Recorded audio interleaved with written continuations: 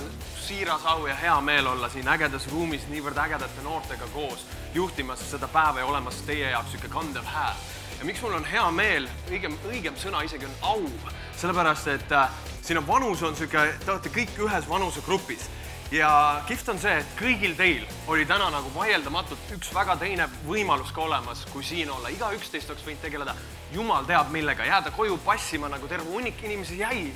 Aga teie ei valinud passida, te valisite mingil põhjusel, igalühel on kindlalt oma põhjus, valisite olla just siin. Ja seetõttu te olete igaüks väärt veel enda jaoks ühte väga suurt aplausi. Nüüd! Et nii palju, kui te ise panustate, nii palju saate ka vastu.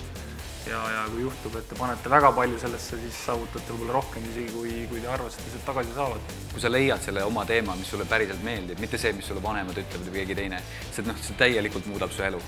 Ja kui ei ole leidnud, siis otsi. Ainukene võimalus on siis see, et ma leian sõbrad, kellel on samasugused unistused ja me teeme koos filmi niimoodi, et keegi meist raha ei küsi, vaid me teame, et igalühel on vajadus teostada see üks ja ühine unistus. Jää iseendaks ja ära karda magada WC-põrandal. Järgige oma sisetunnet ja südamehelt oma valikute tegemisel ja siis ongi Eestimaa juba üks palju toredam koht. Paljude tegijate puhul minu meelest on üks väga selge läbiv asi.